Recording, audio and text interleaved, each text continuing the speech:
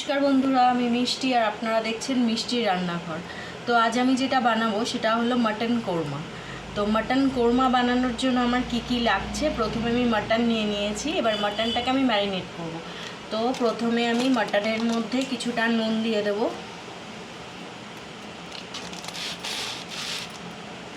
তারপর আমি কিছুটা হলুদের গুঁড়ো দিয়ে দেবো, লঙ্কার গুঁড়ো দিচ্ছি।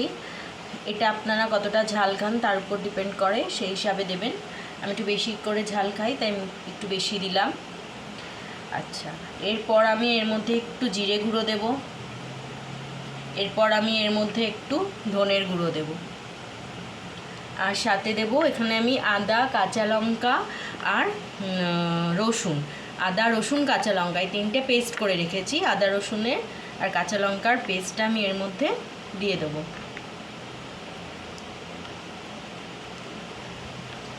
এবার দিয়ে আর একটু সামান্য আমি এর মধ্যে টক দই দেবো।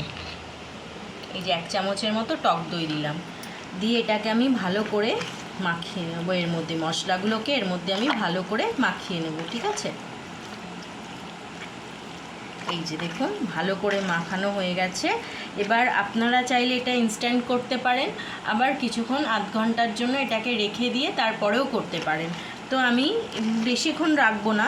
এটা মশলাটা আর কি, আমার আরেকটা মশলা আছে, সেটা বানাতে যতক্ষণ সময় লাগবে ততক্ষণই এটা রাখবো, তারপরেই আমি এটা করে নেব। আচ্ছা, আমি এটা কড়াইতে করব, আপনারা চাইলে এটা প্রেশার কুকারেও করতে পারেন। তো এটা আমার মাখানো হয়ে গেছে, মাটনটা রেডি হয়ে গেছে। এইবার আমি যেটা করব সেটা হচ্ছে, এরকম টমেটোর কুচি নিয়েছি। আচ্ছা, এই যে বেরেস্তা ভাজা নিয়েছি, বেরেস্তা নিয়েছি, পেঁয়াজটাকে আমি বাড়িতেই করে নিয়েছি, আপনারা চাইলে বাইরে থেকে কিনে আনতে পারেন। কিছু কাজু নিয়ে নেব, আর সাথে আমি কিছুটা টক দই নিয়ে নেব। তাহলে টক দই, টমেটো, কাজু আর বেরেস্তা এই কটার আমি একটা পেস্ট বানিয়ে নেব, ঠিক আছে? এরপর আমি রান্নাটা শুরু করব। এই যে কড়াই আমি সর্ষের তেল দিয়েছি, এটা গরম হয়ে গেছে। এই তেলেই আমি বেরেস্তাটা ভেজেছিলাম, ওই তেলটাতেই করছি। আমি 2টো শুকনো লঙ্কা, 2টো তেজপাতা আর একটু গোটা গরম মশলা ফোড়ন দেব।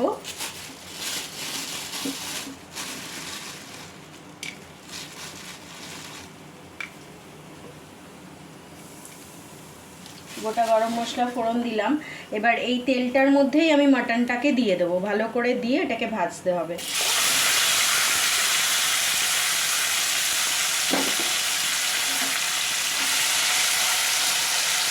কিছুক্ষণ আমি 2-3 মিনিট আমি এটা হাই ফ্লেমেই ভাজবো মাটনটাকে।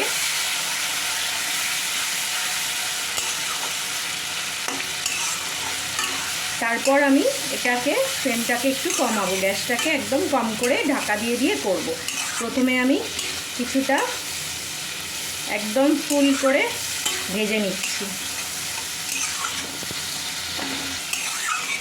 এই যে মাটনটাকে আমি একদম হাই ফ্লেমে কিছুক্ষণ ভেজে নিলাম, 2-3 মিনিটের মতো।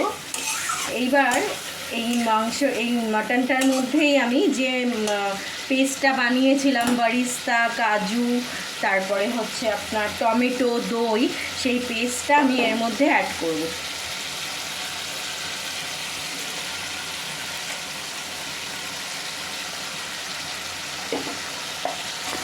অ্যাড করে এটা ভালো করে মশলাটা মাটনের সাথে মিশিয়ে নিচ্ছি।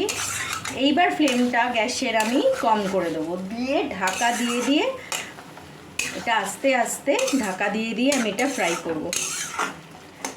এই যে দেখুন আস্তে আস্তে মশলাগুলো দিয়ে মাংসটাকে এইভাবে কষাতে হবে। এটা যেহেতু মাটন, তা আপনারা তো প্রেশার কুকারে করতে পারেন, ইজিলি তাড়াতাড়ি হয়ে যাবে। আমি কড়াইতে করছি।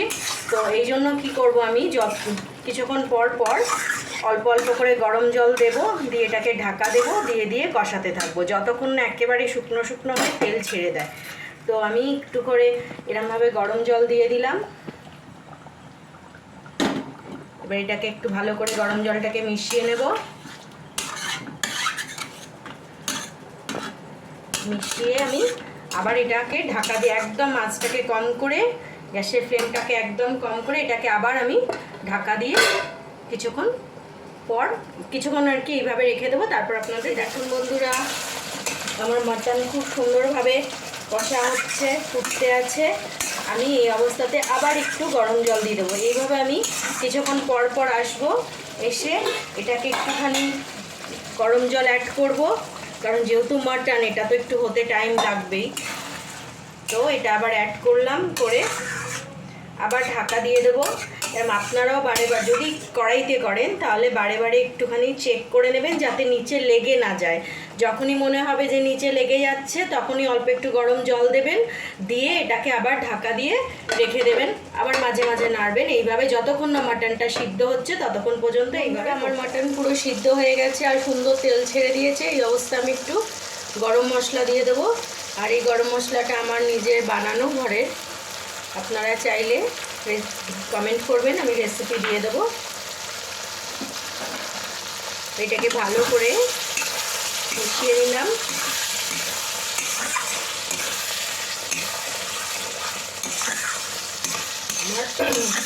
আমার পুরো মাটন রেডি।